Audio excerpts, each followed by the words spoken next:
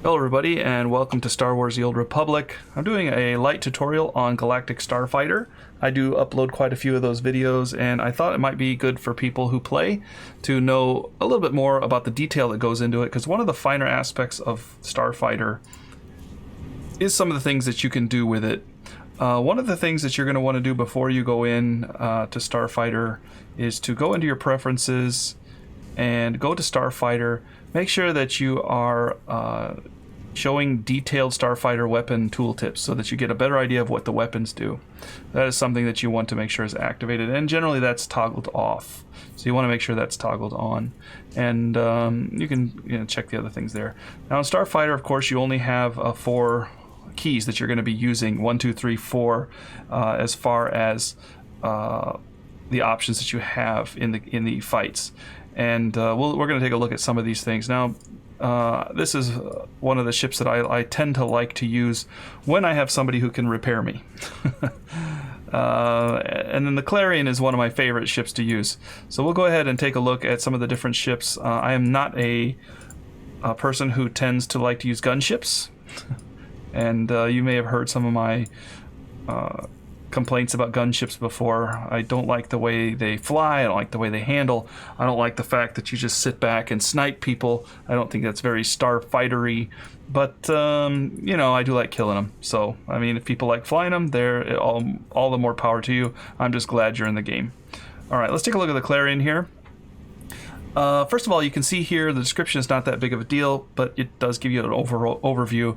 The stats here are something that you're going to keep referring back to, and the stats here are going to show you what the ship does, and I'm going to kind of compare them between different ships here. A Flashfire is a scout. It's kind of a fighter scout. Clarion is a strike fighter. This one's more shield based.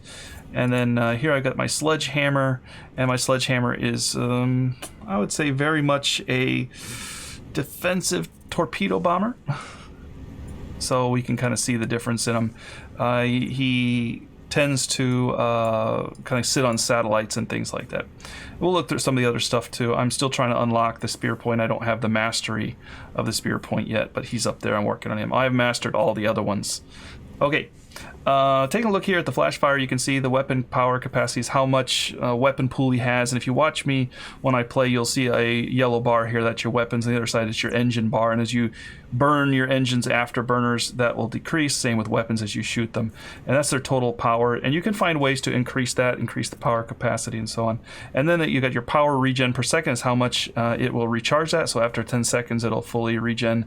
And there's a delay too. A weapon power delay is after you shoot it. It will delay before it starts to recharge, 1.5 seconds.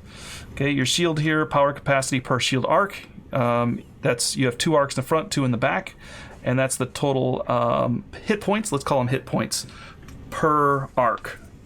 So in this case, you'll have 2,860 in your front arc. All right. Your shield power regen rate is the same thing with your weapons here. It will regen your shields when you're out of combat.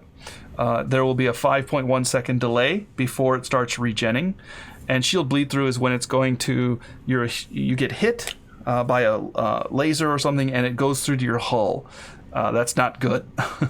But there are some abilities that allow that, and you may sometimes in some circumstances like that, because it does keep your shields up a little longer, and you may be able to repair your hull where your shields are not able to be repaired quickly, but your hull can be ticking and sharing your total hit points together rather than just going straight down and having your hull beat on directly is something to consider.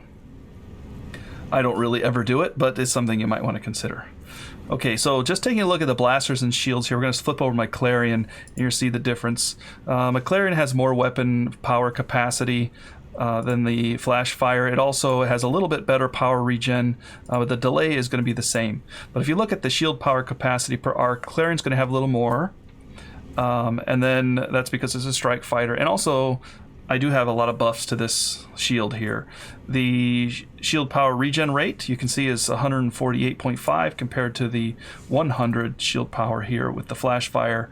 And the shield power regeneration delay is 1.5 seconds, and here it's 5. That means I have to be not hit by any enemies for 5 seconds before it starts to regenerate at 100 per second. Whereas my Clarion, just 1.5 seconds is all I have to do to evade before my shields start regenning, and they regen 50 points better as well. All right, and then you go down to hull and damage reduction.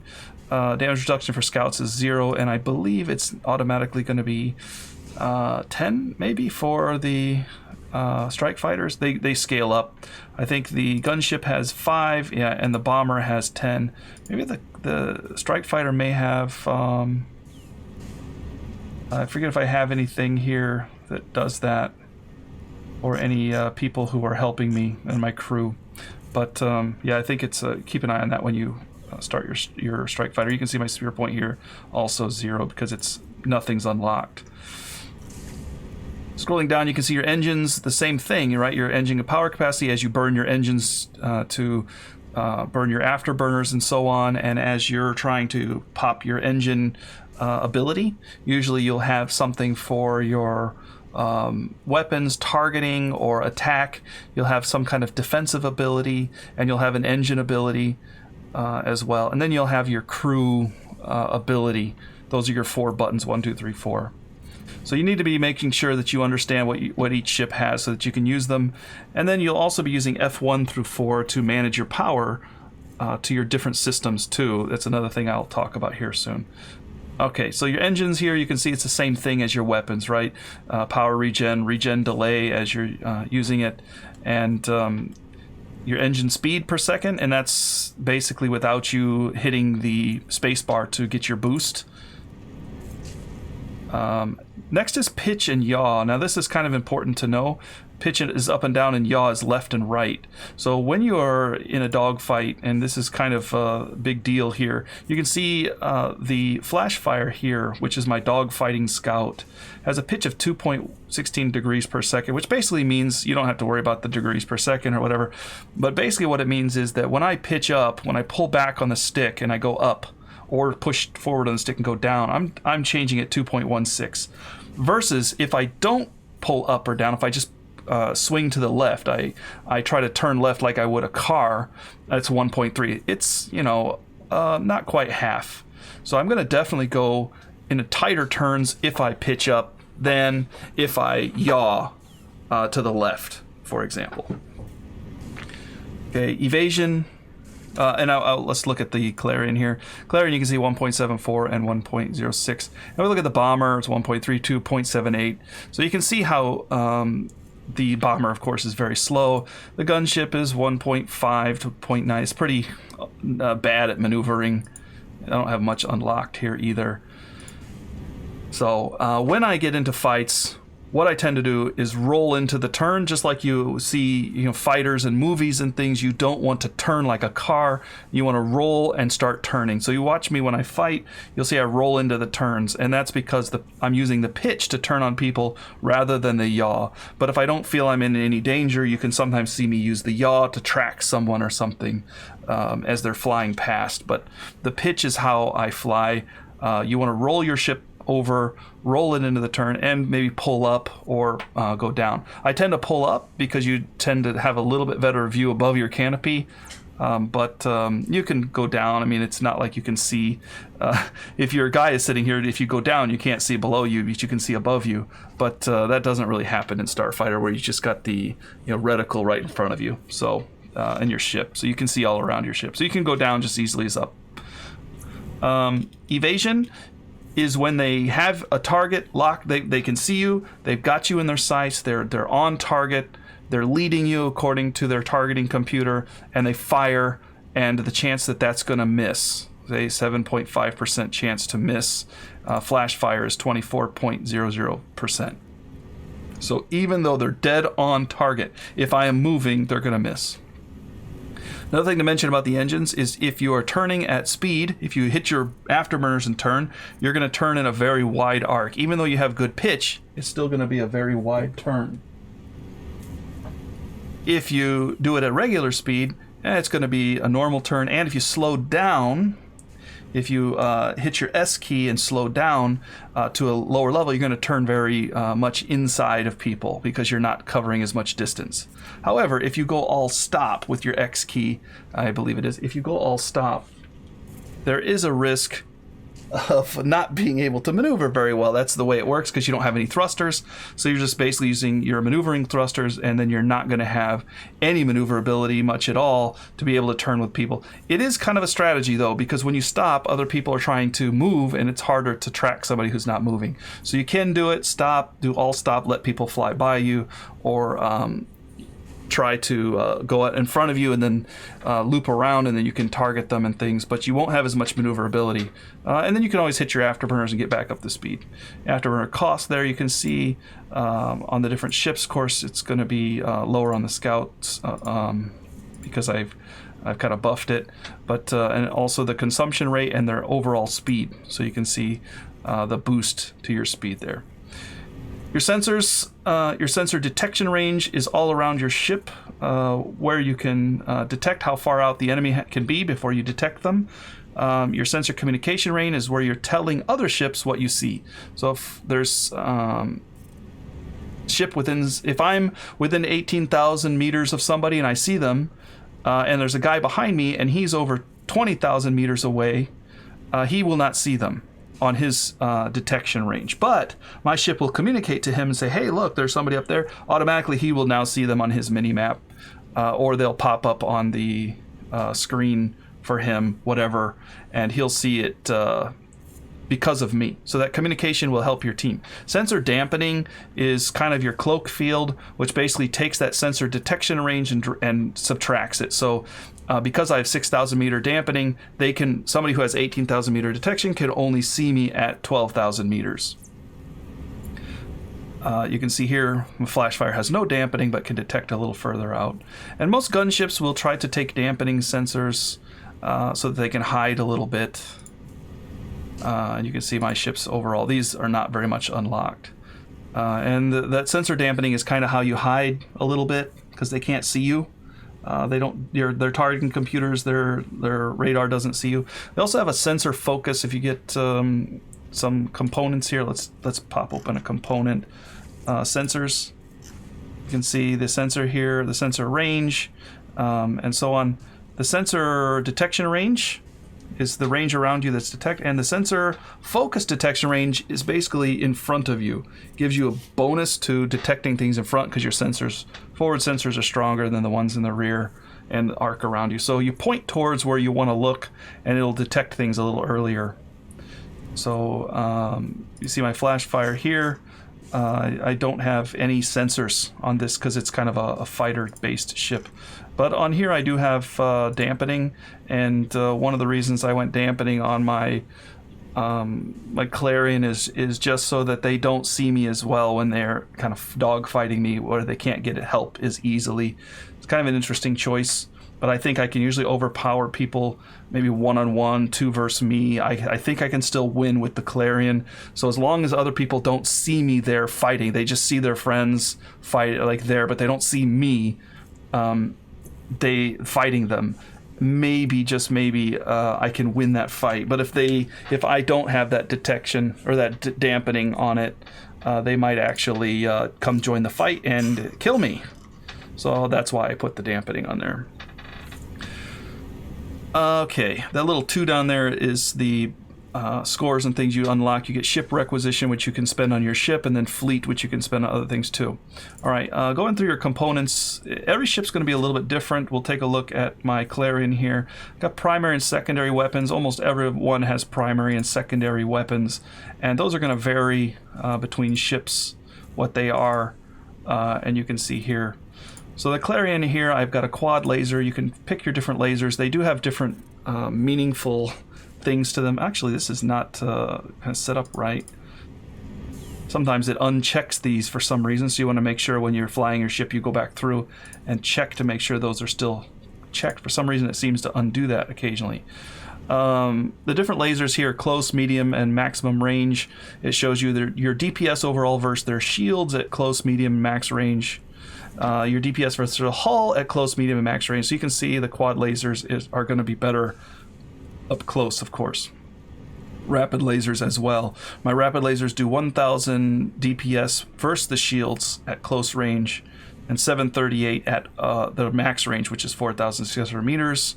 And it's going to be pretty much similar with quads, but quads have a longer range. Also, the weapon accuracy is going to be the same here on both of them, but you can see it's a little better on light lasers.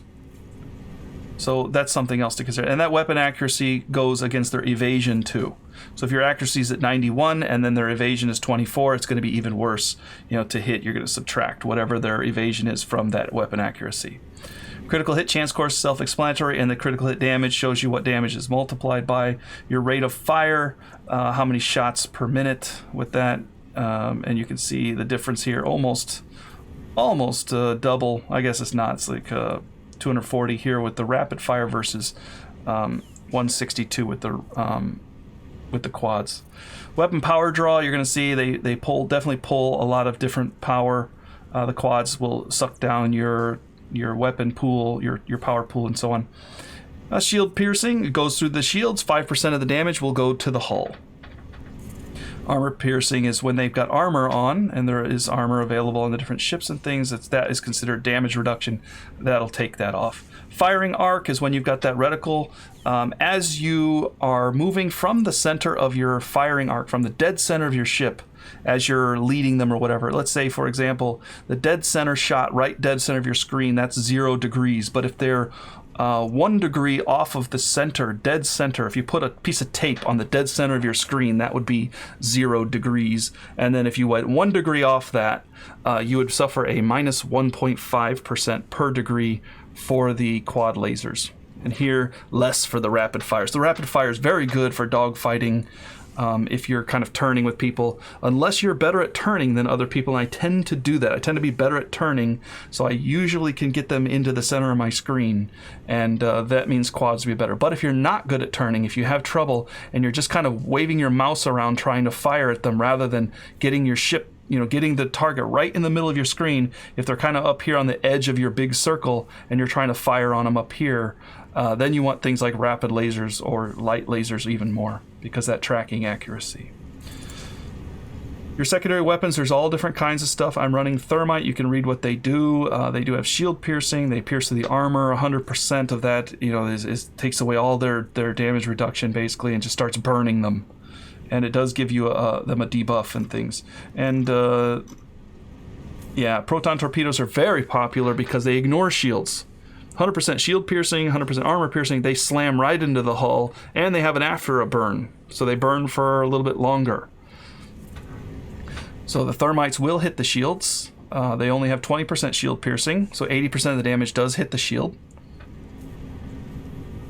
Where the proton torpedoes go completely through. The shields don't have any effect on the proton torpedoes. That just blasts into your hull. So there's times you'll see me at green, I go to red, and then I'll pop my repair, and that's because I got hit by a proton torpedo.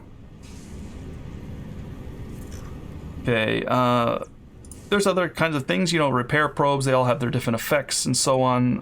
Right now I'm using slicing here, which means it drains enemy engines and shield per second, so I can get a better chance to kill them.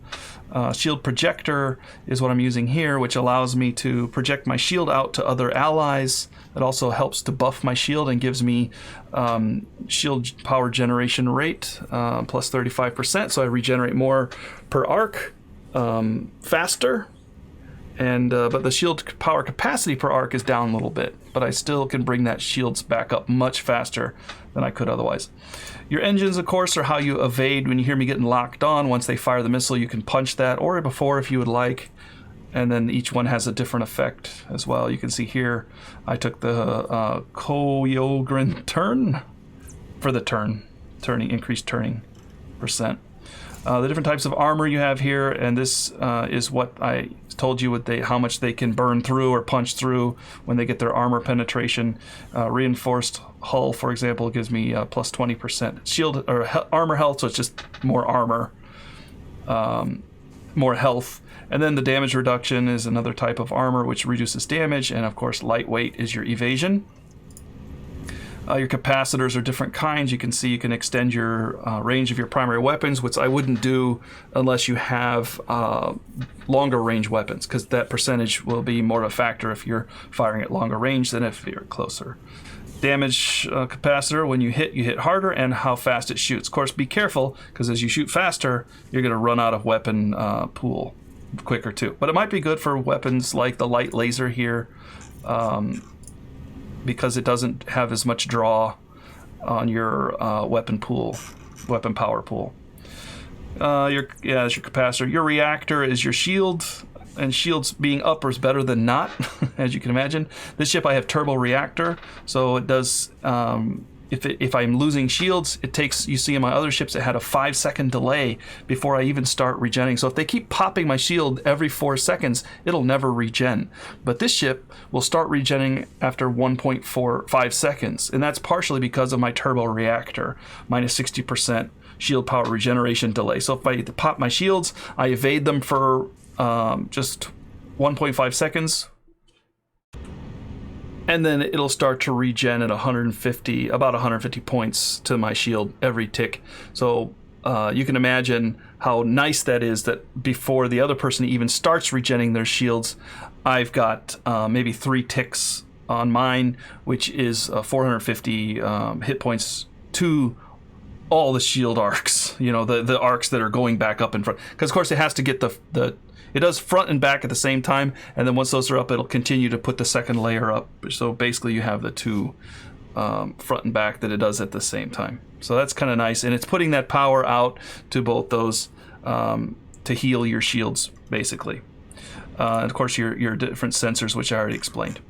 Okay, and that's the ship. If we look at something else like, let's say the bomber here, bombers have other things, whereas you can see here, my systems were remote slicing, and shields were shield projector. My bomber here instead has the overcharged shield, which gives it a lot more shield, but slower regen rate on those things. My primary weapon is my heavy lasers. My secondary weapon is my torpedoes. And then here I have mines as my system, where I drop mines. You can also drop drones that help you fight, and so on too. And then your engines, you can use the power dive, for example, to evade, but I use the interdiction drive, which doesn't evade the enemy missiles. Instead, it just slows the enemy down, so I can fight them. And they have different things for them too. Different pool regens, like you can faster regen to your weapons, or in this case, faster targeting lock on. When you lock on, you hold the right mouse trigger to lock on, hold it down until you hear the lock, and then let fly. One of the strategies I use is to hold the lock longer if I feel that they've got their evasion up, their get out of jail free card, we call it, where they can pop their engines to escape from the shot, and they'll sometimes pop it early. So I save the missile and I'm still ready to fire. So they've got a cooldown. You can see the engine here, a power dive. It says there's preventing missile locks for 3 seconds. Well, if I can stay on his tail for 3 seconds, I'll be able to lock him back up again with the same missile that I did not fire. Of course, and then there's the different thrusters here as well. And this ship I need to rework because I don't really want the thruster regen and things. Okay, of course you got your cosmetics. You can buy these on the GTN. You can also unlock them with cartel coins. I tend to like the purple black and the mint green engines. They're pretty nice. I like the way my ships look. I think most of them look pretty good. Okay, next is the crew. First, you have 4 crew. Your offensive, defensive, tactical, and engineering. Don't worry about the co-pilot yet. That's the one who's flying with you. But before you pick the co-pilot, you go through your offensive guys here. And you can unlock these with Fleet Rec. Here I didn't unlock him, but I could easily do it. Eric Jorgen here if I wanted to. And then all your different ships and what they're going to do. Let's take a look at my Clarion here. So I'm flying with B3G9 here, and when I see, if I mouse over him, I can see his passive abilities. They're all going to use their passive abilities. So in this case, secondary weapon reload and cooldown, which is going to be my, in this case, my proton torpedoes or my thermite in this ship. I think it's thermite on this one. And it increases my weapon accuracy by 6%, so I'm using quads, so the accuracy is a little bit lower as they track, not quite as well, so I use the weapon accuracy increase there. And of course you can see other ones too. More ammo, faster lock on, and there's a mix of all different kinds. The defensive is going to give you your shield options and your damage reduction or evasions, and you can mix them up. You can add a little damage reduction, a little bit of evasion. Here I went total shields. Doc gives you total shields. You can see all the different stuff. Shield power pool, more shield hit points basically is what that is. Evasion, of course, is that dodge. Damage reduction, of course, is going to be your reducing damage that hits your ship, your armor on your hull. And then in this case, Doc is all about the shields. More shield power, faster regen, or more regen, and a delay decrease too, 15% delay decrease, so I'm regenning sooner.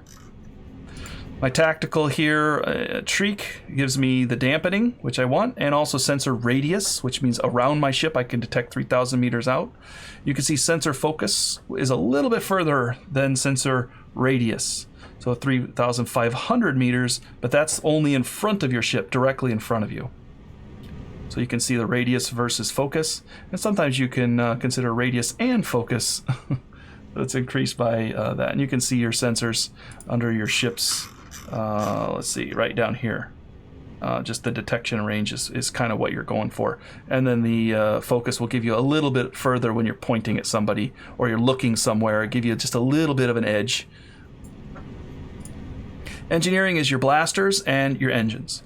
So you want to consider if you're running out of blasters all the time because you're using heavy draw blasters that are pulling off of your weapon pool, then you want to probably have more weapon pool. Also, if you're popping your engine abilities, your engine components, or hitting your boost all the time, you're going to want to use efficient maneuvers. If you're going for somebody who is mostly firing blasters all the time, maybe more defensive, then you're probably going to want to go for somebody with power to blasters and also somebody with efficient blasters, efficient fire. But if you're using a lot of engines, of course, you want to go the other way around. Okay, once you pick your guys, or once you think you've got who you want, then you pick your co-pilot. Now, your co-pilot is one of those 4 that you've just set up. I set up B3G9, Doc, Shriek, and Ashy. And out of those now, this is the guy that's in slot number 4 on your keyboard when you're flying around. I almost always go with repairs. I don't necessarily like going repairs, but I don't trust that other people will put up a repair drone for me to repair at. So if I can't repair myself, I can run, I can hide, but if I can't repair myself, they're just going to wear me down and kill me. And that's not good, as I'm less and less effective. And a single proton torpedo hit will kill me or a gunship can kill you as they get through your shields and kill you if you don't have any option for repair. So if my friend runs, my flash fire is not running repairs. I will not run HK here unless my friend is running with his repair drone, or I see a repair drone that's pretty common out there. So on. All right, so then you go through and you can see what they do. Each one is a little different. Like I said, you can better evasion, hull damage reduction when you start taking hits. If you've got hull damage coming in and your shields are down, you can pop this, nullify, and that'll increase your hull damage reduction for a little bit. And of course, you've got other options for all your people too. Like I said, a lot of people tend to go repairs because of survivability. But if you tend to die a lot, then repairs might not be for you, because you have to be able to run and hide and use your repairs, or be not taking tons of damage, because repairs you might have to pop it 4, 5, 6, 7, 8 times to get fully healed. But popping the repair can keep you on the edge of life. If you get hit by something like a proton torpedo, it might actually save your life. So that's something to consider. More hit points is always good. Heals are always great.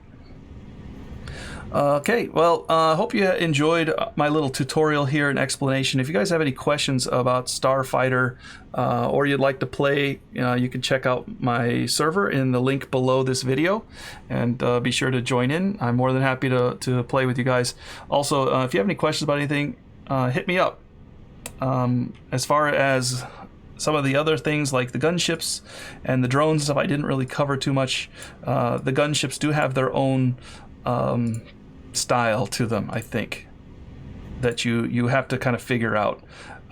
They do have these long-range weapons that fire 15,000 meters, very good accuracy. They hit very hard, but they take a long time to charge up, and they use your weapon draw almost completely. So it is something that it takes a little skill to use, and a lot of people are either really good with them or terrible. That's pretty much what I found.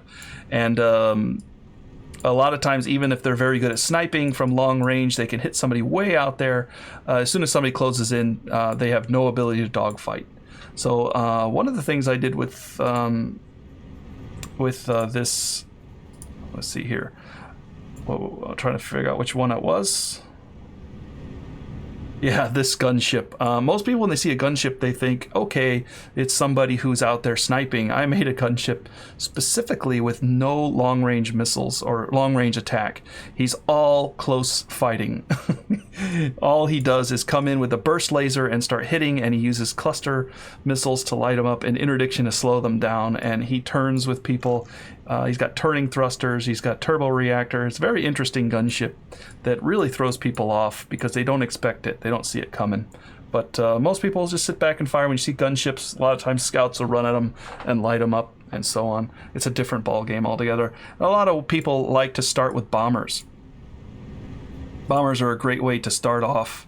Especially, I think it's the war carrier, because you don't have to do much fighting with the war carrier. That's on the Republic side. There's the equivalent bomber is on the Imperial side as well. But the war carrier, you can go seeker mines or concussion missile, or seeker mines. That's what you want to do.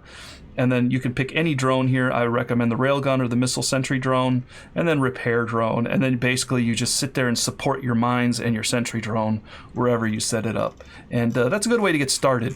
Go with the heavy lasers so that you can engage at long range. You're not a dogfighter. You kind of just hang around your mines and things and try to run people into your mines. But learn to dogfight with this guy a little bit, and then once you feel comfortable, you can move up to something else. And move on. So that's a good starter. And it's actually a pretty good ship overall because of the options that it has. It can go proton torpedoes, it's got a missile sentry drone, or even an interdiction sentry drone, which are a different style of fighting. You can even turn it into a semi-dogfighter, like a fighter bomber, if you go something like laser cannon or light laser cannon, concussion missiles with the interdiction sentry drone, and your shield projector or something, and then you try to turn with people because you do have the interdiction sentry drone you throw up, and then you might actually get some kills that way too. So it is something that you can unlock and switch things up if you would like to play with it.